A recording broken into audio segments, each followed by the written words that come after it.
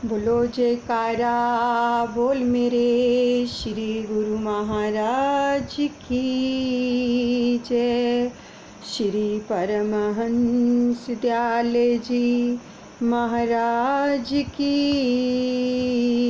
जय। सर्वप्रथम हम अपने दादा गुरु महाराज जी के श्री चरण कमलों में लाखों करोड़ों बार दंडवत प्रणाम करते हैं। सभी परमहंसों के चरणों में भी दंडवत प्रणाम करते हैं और हम रसपान करने जा रहे हैं श्री परमहंस अद्वैतमत अमर ज्योति दर्शन। तो एकाग्रचित होकर बैठें, श्वासों के साथ सिमरन करते रहें और आँखों से प्यारे प्यारे दर्शनों का रसपान करते रहें और कानों से प्यारी जीवनी का रसपान करेंगे। अपने ध्यान को इस प्रकार से परिपक्व करना है कि जैसे हमारे और उसके सिवाय इस समय कोई भी नहीं है। बिना पलक झपके दर्शन करेंगे। अगर हिलेंगे भी नहीं तो बहुत ज़्यादा आनंद आएगा। सबसे पहले अपने दादा गुरु महाराज जी के चरणों में कोटि कोटि वंदन करते हैं, आवाहन करते हैं, उनका आशीर्वाद लेते हैं। मेरे दादा गुरु महाराज तुमको लाखों प्रणाम, तुमको लाखों प्रणाम। मेरे हापू बाबा जी तुमको लाखों प्रणाम, तुमको लाखों प्रणाम, तुमको लाखों प्रणाम। कोटि कोटि प्रणाम, कोटि कोटि प्रणाम।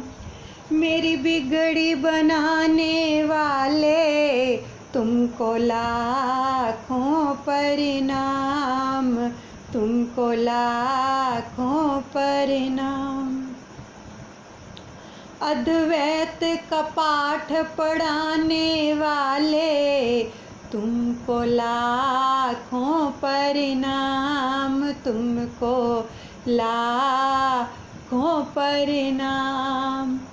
मेरे दादा गुरु महाराज तुमको लाखों प्रणाम, तुमको लाखों प्रणाम। बोलिए सतगुरुदेव भगवान की जय। आगे का जो प्रसंग आ रहा है वो है श्री आनंद शांति भवन। प्रातः स्मरणीय नयनाभिराम जीवन धन श्री श्री 108 श्री सतगुरुदेव जी महाराज श्री तृतीय पातशाही जी का पुण्य स्मारक है श्री अनंत शांति भवन। यह श्री परमहंस अद्वैत मंदिर के पश्चिम में स्थित है। इस विशाल भवन के ठीक मध्य में श्री समाधि बनी हुई है जिस पर श्री सतगुरुदेव जी महाराज श्री तृतीय पातशाही जी की दिव्य प्रतिमा विराजमान है, जहाँ पर शाम को श्री आरती पूजा होती है। श्री आज्ञा के अनुसार यहाँ पर सायं समय सब गुरुमुख प्रेमी जन मिलकर नित्य प्रति आरती पूजा किया करते हैं। इस विशाल भवन में हजारों की संख्या में प्रेमी जन श्री दर्शन का लाभ उठाते हैं। प्रेमावतार श्री तृतीय पातशाही जी महाराज की अलौकिक छटा, दिवाकर की तेजोमय प्रभा तथा प्रेम की देदीप्यमान घटा प्रत्येक गुरुमुख प्रेमी के हृदय में प्रतिबिंब होती है। ऐसा आकर्षण जो विलक्षण आत्म आनंद से पूर्ण कर देता है, सुंदर सिंहासन की साज सज्जा मणि माणिक तथा रत्नों की प्रभा को जो है लज्जित कर रही है। गुरुमुख प्रेमी यहाँ पर बैठकर ध्यान में लीन होते हैं तो सचमुच ही वैकुंठ धाम में विराजमान श्री हरि का साकार रूप में दर्शन पाते हैं। इस अपरिमेय आह्लाद पूर्ण स्थान की तुलना अंड ब्रह्मांड किसी से नहीं की जा सकती। श्री सतगुरुदेव जी महाराज श्री चतुर्थ पातशाही जी ने श्री अनंत शांति भवन की नींव निज कर कमलों से रखी। श्री सतगुरुदेव जी ने श्री पंचम पातशाही जी साधु वेश में थे जब तो उनको बुलाकर फरमाया कि श्री तृतीय पातशाही जी महाराज जी के पावन स्मारक स्थल की रूपरेखा ऐसे बनवाओ कि जो सृष्टि के ऐतिहासिक स्थानों से अत्यधिक सुंदर भव्य तथा अद्वितीय छटा लिए हुए हो। तो इस पर नक्काशी एवं गुंबज का आकार श्री मंदिर जी की भव्यता को उजागर करने में सक्षम हो। इसके निर्माण में लगने वाली धनराशि के लिए तनिक भी चिंता करने की आवश्यकता नहीं। कुदरत की दैवी शक्तियाँ, रिद्धियाँ सिद्धियाँ, नवनिधियाँ याचिका बनकर श्री चरणों में समर्पित होने के लिए तत्पर रहती हैं और इस कार्य की सेवा संभार हम आपको सौंपते हैं। आपने अपनी अन्य सेवाओं के साथ साथ दिन रात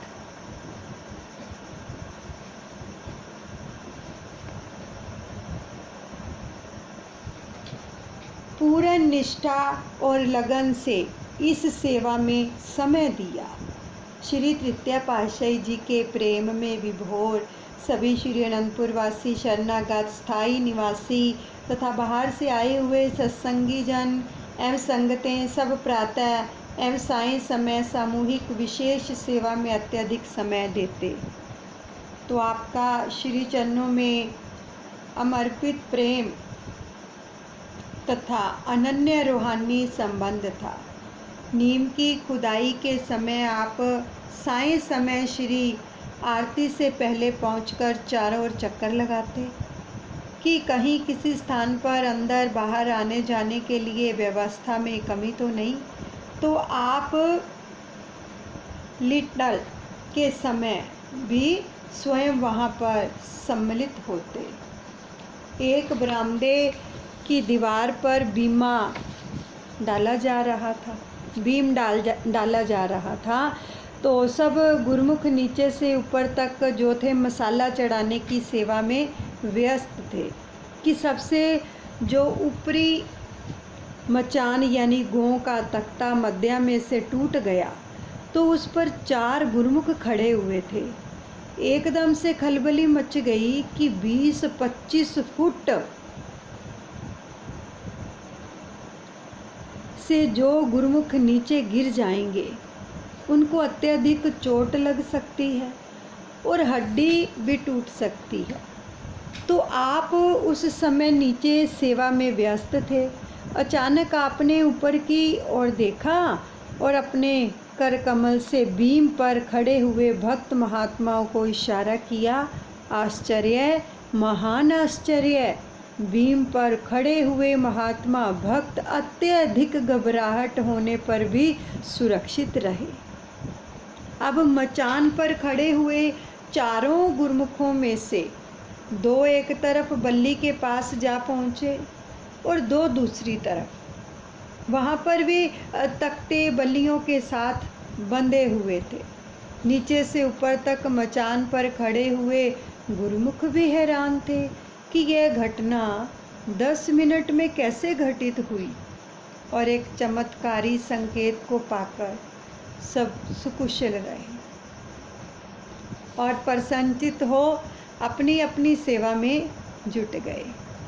सेवा की समाप्ति पर आपने भक्तों को फरमाया, सब ठीक हो गया, अब आगे ऐसा भी कभी नहीं होगा। वे भगत जो थे अचंभित हो आपके मुखमंडल की ओर निहारने लगे। उस समय यह कौन जान सकता था कि रूहानी शक्तियों के मालिक सबके मध्य में विराजमान हैं। श्री चतुर्थ पातशाही जी महाराज जब जब भी श्री अनंतपुर में कृपा करते तो यहाँ के निर्माण कार्य एवं रूपरेखा को देखकर मंद मंद मुस्काते। आपको बुलवाकर प्राय यही फरमाते कि योग्य अधिकारी ही परमार्थ के इस महान कार्य को पूर्ण करने में सक्षम है। अब सारा कार्यभार आपको ही संभालना है, तो आप ही इस दरबार की गौरव गरिमा को पराकाष्ठा तक पहुंचाकर कीर्ति स्तंभ बनाएंगे। आपने नतमस्तक हो श्री चरणों में विनय की कि श्री सतगुरुदेव जी महाराज जी के आशीर्वाद एवं कृपा से सब फलीभूत होगा। तो महान विभूति श्री परमहंस अवतार जी ने इस महामहिम स्थान पर पहुँचते ही दंडवत प्रणाम कर श्री दर्शन करते ही आत्म आनंद की अनुभूति होने लगी। तो हृदय में प्रेम की तरंगें उठती हैं। स्वयं देखे हुए अथवा सुने हुए मधुर मधुर लीला के दृश्य जीवन में नई स्फूर्ति भरते हैं। गुरुमुख प्रेमी अथवा जिज्ञासु जो भी तन्मय होकर श्री आरती पूजा करते हैं, उनकी सुरती आत्म विभोर हो झूमने लगती है। इस आनंद का वर्णन वाणी से परे है। अब जिसने इस आनंद को पाया, गूंगे गुड़ स्वाद की भांति उसने ही इस अमृत का पान किया। प्राणधन हृदय सम्राट श्री श्री 108 श्री सतगुरुदेव जी महाराज श्री पंचम पातशाही जी के स्वरूप में रूहानी जानशीन हुए। उस समय इस पावन स्मारक का काफ़ी कार्य शेष था। अभी इस भवन की 4 दीवारी ही बनी थी कि छत एवं अन्य सब कार्य जो थे वो अपूर्ण थे। आपने इस पुण्य स्मारक को शीघ्र अतिशीघ्र पूर्ण करवाया।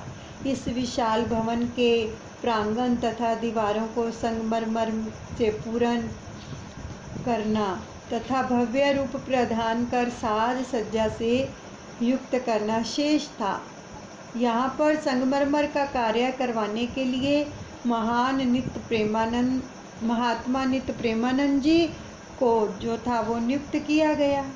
तो आप स्वयं भी यहाँ पर आकर विराजमान होते।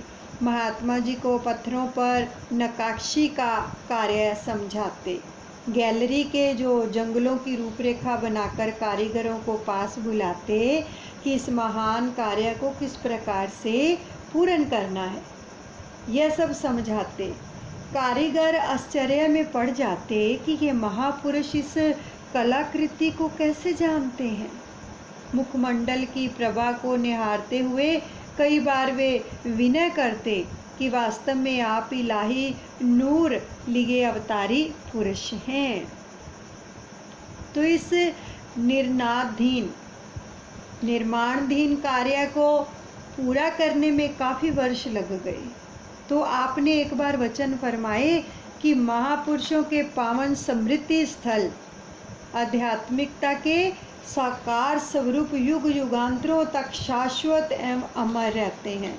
यानी ये वचन फरमाए कि जहाँ पर महापुरुष समाधि अवस्था में विराजमान होते हैं, जिनके समाधि स्थल होते हैं, उस अवस्था में जब महापुरुष वहाँ पर विराजमान होते हैं तो उनके जो स्वरूप होते हैं वो युग युगांतरों तक अमर रहते हैं, शाश्वत रहते हैं। कोई भी सिमरन भजन करके ना सच में दर्शन कर सकता है, वो जाते नहीं हैं कहीं भी। तो यहाँ तक हजारों लाखों श्रद्धालु श्री दर्शन कर लाभ उठाते हैं। गुरुमुख प्रेमियों के स्मृति पटल पर अंकित होकर साकार बन उन्हें हर्ष आते हैं। यही है हर युग के जो है महापुरुषों की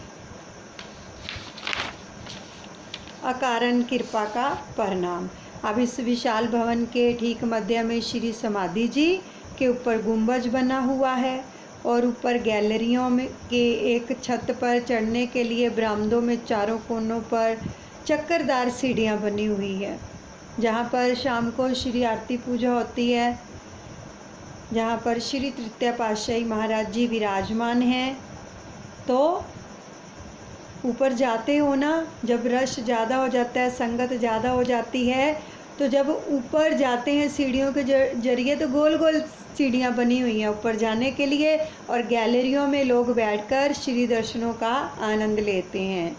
तो बरामदे की जो छत पर चारों कोनों पर 4 गुटियाँ हैं और इस विशाल भवन की दीवारों और प्रांगण तथा संपूर्ण भाग को संगमरमर से निर्मित जो है किया गया है। श्री अनंत शांति भवन श्री अनंतसर की लहरों के साथ अपूर्व शोभा को लिए हुए प्रेमी हृदय को सरसा रहा है। आगे है श्री अनंत शांति धाम। मर्यादाओं के उन्नायक, पूर्ण तत्ववेत्ता, करुणावतार श्री श्री 108 श्री परमहंस सतगुरुदेव जी महाराज श्री चतुर्थ पातशाही जी की श्री समाधि का स्थान है, श्री अनंत शांति धाम। यह श्री अनंत शांति भवन के बाईं ओर स्थित है, जहाँ पर तृतीय पातशाही जी विराजमान हैं। उस भवन का नाम है श्री अनंत शांति भवन, और जहाँ पर चतुर्थ पातशाही जी विराजमान है उस भवन का नाम है श्री अनंत शांति धाम। और श्री सतगुरुदेव श्री पंचम पातशाही जी ने श्री चतुर्थ पातशाही जी के पावन श्री समाधि स्थल पर 16 जुलाई सन 1970 वीरवार के दिन दिव्य प्रतिमा स्थापित की। यहाँ पर दोनों समय श्री आरती पूजा का कार्यक्रम जो था नियुक्त गुरुमुख करने लगे। 2 जून सन 1971 तदनुसार 20 ज्येष्ठ संवत 2028 बुधवार ज्येष्ठ सुदी नवमी को प्रथम वार्षिक भंडारे के दिन निज कर कमलों से भवन निर्माण की नींव रखी। इस निर्माणाधीन स्थान को भव्य भवन का स्वरूप देने के लिए सेवा कार्य आरंभ हुआ। उस समय यहाँ मशीनें यानी JCB, खुदाई की मशीन, पोकलेन इत्यादि वहाँ अन्य साधन अधिक मात्रा में नहीं थे। तो आपने यहाँ विराजमान होकर सभी श्री अनंतपुर स्थायी निवासियों तथा बाहर से सेवा के लिए आए हुए गुरुमुखों को फरमाया कि आप सब सौभाग्यशाली गुरुमुख सेवक हैं। आप सब श्री दरबार की सेवा में निरत हैं। विशेष एवं महान सेवा के दुर्लभ अवसर कभी कभी मिलते हैं, ये वचन फरमाए। तो इसलिए सभी स्थायी निवासियों के लिए 1 घंटा यहाँ सेवा करना आवश्यक है। बाहर से आए हुए गुरुमुख प्रेमी जितना अधिक समय सेवा करना चाहें कर सकते हैं। स्थायी निवासी भी अपनी सेवा के अतिरिक्त जितना समय देना चाहें दे सकते हैं, लेकिन 1 घंटा जरूरी है सेवा के लिए, ये वचन फरमाए।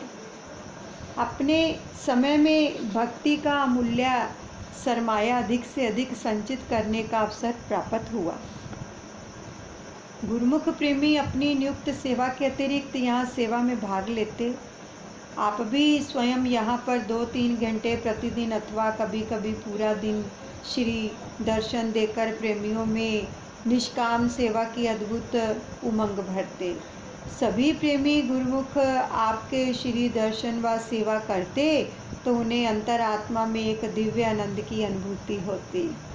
एक दिन प्रेमियों ने आपके श्री चरणों में विनय की, अंतर्यामी प्रभु, यहाँ यानी श्री अनंत शांति धाम पर आत्मिक आनंद अत्यधिक होता है। सुरती तो सेवा करते हुए आपके श्री दर्शन में ऐसे तल्लीन हो जाती है मानो गगन मंडल में विचरण कर रही हो। घर में ऐसा क्यों नहीं होता?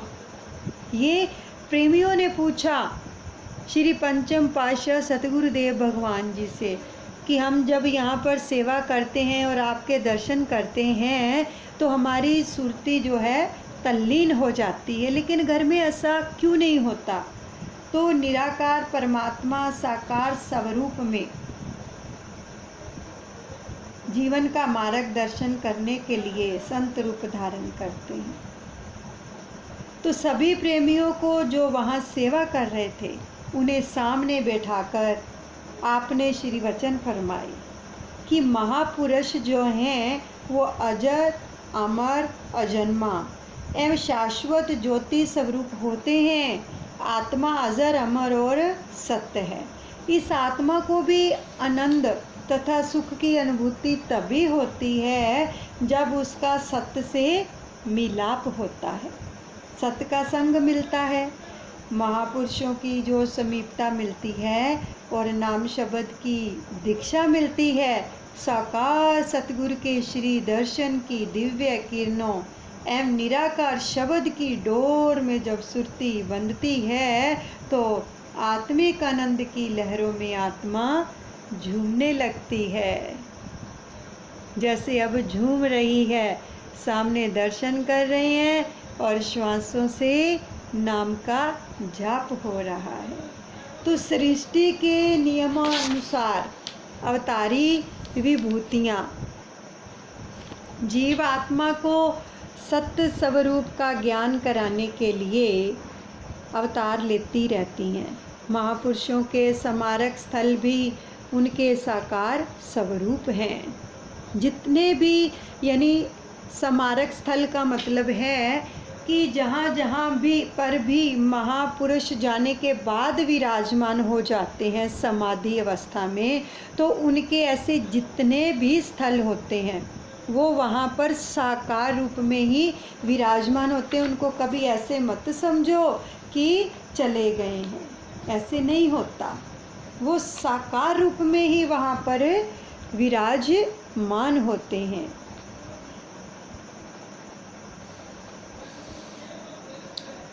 तो उनकी दे दीप्यमान दिव्य किरणों का आलोक शाश्वत एवं अमर है। तभी तो ऐसे पावन स्थान पर पहुंचकर जीवात्मा आनंदित होती है, क्योंकि सुरती को सदा इसी ध्यान में लगाए रखोगे तो सदा सदा के लिए जीवन आनंदमयी बन जाएगा। अब संसार में आनंदमयी जीवन बिताते हुए भक्ति के नियमों को निभाते हुए लोक सुखी परलोक सुहेला बनाए, यही मनुष्य जन्म का ध्येय है। तो फिर इस प्रकार आप श्री वचनों के द्वारा सेवकों में नवीन उमंग और नवीन तरंग भरकर उनके जीवन को खुशियों से सराबोर करते हुए इस विशाल रचना के कार्य को आगे से आगे बढ़ाते गए। महामहिम परम पूजनीय इस स्थान पर श्री सतगुरुदेव जी महाराज जी का शुभ अवतरण दिवस का समारोह 22 जनवरी श्री आरती पूजा का कार्यक्रम करते हुए उनके जीवन चरित्र की झांकियों को उजागर करते हुए हर्षोल्लास से मनाया जाता है। इसके साथ साथ 20 अप्रैल शुभ राय तिलक का दिवस आनंद महोत्सव के रूप में मनाया जाता है। दिव्य ज्योति दिवस 2 जून शुभ भंडारे के दिन श्री आरती पूजा का कार्यक्रम जो है संपन्न कर श्री सतगुरुदेव जी महाराज जी के उपकारों का गायन किया जाता है। और श्री पंचम पातशाह श्री सतगुरुदेव भगवान जी की श्री आज्ञा के अनुसार यह स्थल संगमरमर की शिलाओं से जब निर्मित होने लगा, तब आपने महात्मा अमर विचारानंद जी को इस सेवा के लिए नियुक्त किया। तो इस स्थान की रूपरेखा अनुसार यह भव्य भवन संगमरमर की शिलाओं से सुसज्जित होकर तैयार हुआ। तो इसकी छत पर चढ़ने के लिए बरामदे में से सीढ़ियां बनाई गई और छत पर चारों कोनों पर 4 जो थी गुमटियां हैं। अब इस सुरभ्य भवन के ठीक मध्य में श्री समाधि जी के ऊपर गुंबज बना हुआ है। यह श्री अनंतसर के पश्चिम में ऐसे शोभायमान हो रहा है जैसे मानसरोवर में राजहंस। आगे का जो प्रसंग आ रहा है वो है श्री शांति भवन अभ्यास स्थल। श्री शांति भवन भजनाभ्यास का पावन स्थल, भक्ति का गौरव लिए महातीर्थ श्री अनंतसर के तट पर स्थित है। यहाँ पर खुले विशाल स्थान पर एक छोटा सा शीशे का कमरा बना हुआ था, पहले बना हुआ था, अब नहीं है यानी। तो इसी स्थान पर परम आराध्य देव श्री 108 श्री तृतीय पातशाही जी महाराज विराजमान होकर साय समय प्रेमी गुरुमुखों को नाम का जाप करवाया करते थे, अपनी हजूरी में बिठाकर उस कमरे के अंदर शीशे वाले, और सूरत शब्द योग की सब विधियां भी समझाया करते थे। तो श्री सतगुरु दाता दयाल जी श्री पंचम पातशाही जी महाराज जी ने दूरदरगाही मौज को पूर्ण करने के लिए यहाँ पर टीनों की छत और खपरेल डलवाकर भक्तों को इस स्थान पर 1 घंटा नियमानुसार भजन अभ्यास करने की श्री आज्ञा फरमाई। यहाँ लकड़ी का एक भव्य सिंहासन बनवाकर श्री 108 श्री तृतीय पातशाही जी महाराज जी की दिव्य प्रतिमा जो थी विराजमान की। तो सभी गुरुमुख जन श्री आज्ञा पाकर यहाँ भजनाभ्यास और ध्यान में बैठने लगे। तो आपकी दिव्य मौजों में से एक मौज ने श्री अनंतसर के तट पर ज्योतिर्मय उपासना स्थल श्री शांति भवन की ओर ध्यान आकर्षित किया कि दूरधाम से नव्य भव्य रूपरेखा ने इस कार्य को शीघ्र ही संपन्न करने का संकल्प किया। कुछ समय के लिए भक्तों की ओर भजनाभ्यास का स्थान नियुक्त किया और यहाँ पर भवन निर्माण का कार्य आरंभ किया। यहाँ पर सब महात्मा एवं भक्तजन श्री आरती पूजा के पश्चात 1 घंटा सेवा में सम्मिलित होते और आप भी उनको श्री दर्शन से कृतार्थ करते रहे। तो कई बार सेवा और भजन का महत्व बतलाते हुए प्रवचन फरमाते कि सब अंदर के सेवादारों को भी यहाँ पर 1 घंटा सेवा करने का आदेश देते। श्री अनंतसर के तट पर कई बार भक्तों को जो था नाश्ता करवाते, भोग लुटाते और रहस्यमय प्रवचनों का उद्घाटन भी करते। श्री अनंतसर की लहरों से शीतल वायु के झोंकों और श्री चरण स्पर्श भी करते।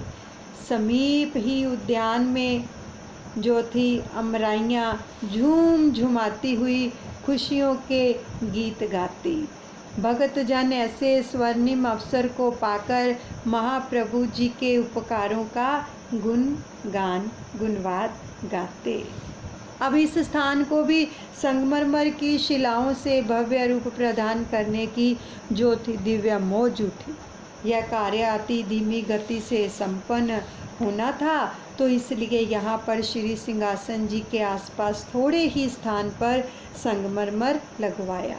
इस कार्य के चलते एक बार महात्मा संतोषानंद जी ने श्री चरणों में विनय की कि श्री परमहंस दयाल जी के शुभ जन्म स्थल छपरा बिहार दादा गुरु महाराज जी के बारे में बता रहे हैं कि उनका जो अवतरण था वो छपरा में हुआ था बिहार में, पर एक सुंदर भव्य स्थान जो है निर्मित होना चाहिए। तो श्री परमहंस द्वैत मत की नींव कब रखी गई, यह भी एक महान महत्वपूर्ण दिवस है। तो आप इस विनय को सुनकर कुछ देर के लिए मौन हो गए। पुनः फरमाया कि यह कार्य अवश्य संपन्न होगा। तो श्री शांति भवन अभ्यास स्थल को आकर्षक मुक्तामणियों की झालरों से सुसज्जित करवाया। इसकी साज सज्जा में मानो सूर्य चांद सितारे सम्मिलित होकर इठला रहे थे। श्री सतगुरु दाता दयाल जी ने इस नवनिर्मित स्थान पर 10 अप्रैल 1984 रामनवमी के शुभ दिन, जिस दिन दादा गुरु महाराज जी का अवतार हुआ, श्री परमहंस अद्वैत मत के महान प्रवर्तक, भक्ति परमार्थ के उन्नायक श्री श्री 108 श्री परमहंस दयाल यानी दादा गुरु महाराज जी, श्री प्रथम पातशाही जी की दिव्य और अति मनोहर प्रतिमा को इस श्री शांति भवन में बने अनुपम सिंहासन पर निज कर कमलों से पूर्ण हर्षोल्लास से विराजमान किया। बोलो जयकारा बोल मेरे श्री गुरु महाराज की जय। श्री परमहंस दयाल दादा गुरुदेव भगवान की जय। श्री आरती पूजा एवं भजनाभ्यास का कार्यक्रम हुआ तो आपने अमृत प्रवचनों की वृष्टि करते हुए फरमाया। सभी बड़े ध्यान से प्रवचनों को सुनेंगे जो पंचम पातशाही सतगुरुदेव भगवान जी ने फरमाए जब दादा गुरु महाराज जी का स्वरूप विराजमान किया श्री शांति भवन में। गुरुमुखों, आज का शुभ दिन बहुत ही महत्वपूर्ण है। हमारे श्री परमहंस अद्वैत मत के आदि संस्थापक श्री प्रथम पातशाही जी महाराज, जिन्होंने श्री परमहंस अद्वैत मत की नींव रखी, अद्वैत मत की नींव दादा गुरु महाराज जी ने ही रखी, और मोह माया में फंसे हुए जीवों को काल और माया से आज़ाद कराने के लिए सूरत शब्द योग का साधन बतलाकर भक्ति के सच्चे मार्ग पर चलाकर अनेक जीवों का कल्याण किया। आज उनका पावन रामनवमी के दिन शुभ अवतरण दिवस है, तो इस श्री शांति भवन अभ्यास एवं सत्संग स्थल का निर्माण उन्हीं की याद में किया गया है, जहाँ पर हजारों लाखों जीव उनके बताए हुए मार्ग पर चलकर और अपनी सुरती को शब्द में लीन करके भक्ति मार्ग पर अग्रसर होते हुए अपने जन्म का कल्याण कर रहे हैं और करते रहेंगे। साथ में जीवन में सफलता प्राप्त कर आनंद मगन रहेंगे।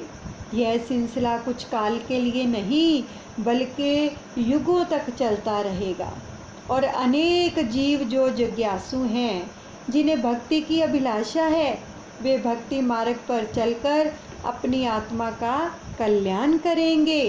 गुरुमुखों, महापुरुषों के उपकारों का तो कोई वर्णन नहीं कर सकता कि किस तरह से वे जीव की भलाई चाहते हैं। वे जीव को हर तरह से सुखी और शांत में देखना चाहते हैं। महाप्रभु वचन फरमा रहे हैं, शांति और सुख तभी प्राप्त हो सकता है जब जीव सत्पुरुषों की संगति में आकर सच्चे नाम की पूंजी को इकट्ठा करे, केवल भक्ति के विचार हों, सुरती को मालिक के नाम से जोड़कर सच्चे सुख से भरपूर हो सके, ऐसा प्रयत्न करें। यह जीव के कल्याण के जो साधन बनाए हैं, जो सूरत शब्द योग अभ्यास दर्शाया है, उसका अभ्यास करने के लिए इस विशाल भवन का निर्माण किया गया, ताकि गुरुमुख यहाँ आकर अधिक से अधिक समय देकर रूह की प्यास बुझा सकें और सच्चे सुख को प्राप्त कर सकें। यह इंसान की अपनी चीज़ है जो जीवात्मा के साथ जाती है। महापुरुषों ने इस बात पर जोर दिया है कि सेवा एवं आरती पूजा के साथ साथ भजन का नियम जो है वो बहुत ही ज़रूरी है, बहुत ज़रूरी है भजन का नियम, श्री आरती पूजा और सेवा के साथ साथ। तो इस स्थान पर बैठकर 1 घंटा भजन अभ्यास जरूर करें, ये वचन फरमाए पंचम पातशाह सतगुरुदेव भगवान जी ने।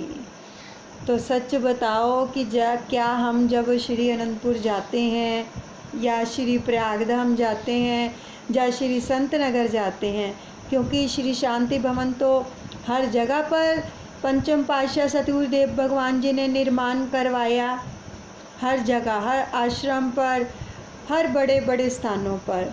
तो क्या हम वहाँ पर जाकर 1 घंटा भजन पर बैठते हैं हर रोज़?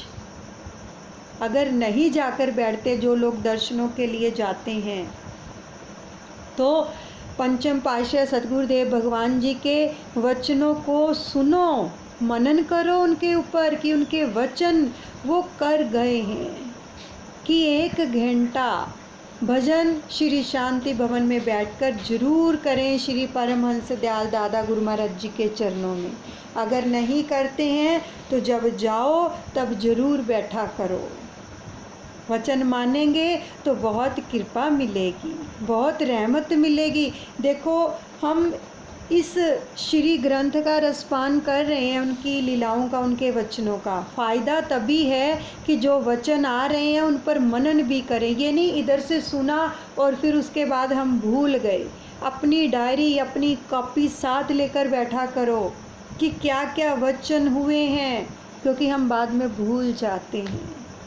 ये पक्के पक्के वचन हैं कि जब जाना है तो श्री शांति भवन में 1 घंटा भजन हमें करना ही करना है। अब एक गांठ बांध लो, जाएंगे तो भजन जरूर करेंगे। पंचम पातशाह सतगुरुदेव भगवान जी के वचन हैं और यह नियम यहाँ ही लागू नहीं, फिर फरमाया प्रभु ने, संसार में गुरुमुख कहीं भी रहते हों, देश में हो या विदेश में हो, यह उनका फ़र्ज़ हो जाता है कि जितना हो सके 24 घंटों में ज़्यादा से ज़्यादा भजन करें। 1 घंटा तो ज़रूर करें। ज्यों ज्यों भजन अभ्यास में सुरती लगाएंगे त्यों त्यों उनको भक्ति और रूहानियत का लाभ होता रहेगा। ये वचन फरमा दिए। अगर हमने लाभ लेना है तो वचनों के अनुसार भजन अभ्यास भी करना है। गुरुमुख जन महापुरुषों के बताए हुए मार्ग पर चलकर, उनके वचनों पर अमल करके, जिनके वचन आदि जुगादि सच हैं, अपने जीवन को सुखमय व शांतिमय बना लेते हैं। मनुष्य जन्म के लक्ष्य को प्राप्त करके जीव का जो है कल्याण कर लेते हैं, जीवात्मा का। तो तत्पश्चात श्री परमहंस दयाल जी के महान उपकारों का वर्णन भजन में किया गया तथा प्रसाद बांटा गया। सहस्रों की संख्या में प्रेमी जन श्री दर्शनों से कृतार्थ हो गए और श्री आज्ञा के अनुसार यहाँ पर नित्य प्रति प्रातः सायं नियुक्त महात्मा जन श्री आरती पूजा का कार्यक्रम करते हैं श्री शांति भवन में। और श्री परमहंस दयाल जी के शुभ अवतरण दिवस पर भी यहाँ पर श्री आरती पूजा का कार्यक्रम सामूहिक रूप से संपन्न होता है रामनवमी वाले दिन। तो श्री परमहंस दयाल जी के महान उपकारों तथा जीवन चरित्र के अमूल्य स्मरण को उजागर किया जाता है। तो हर्षोल्लास से गुरुमुख प्रेमी आभार प्रकट करते हुए गुणवाद गाते हैं। श्री शांति भवन कुछ वर्षों पश्चात संगमरमर की शिलाओं से निर्मित हुआ।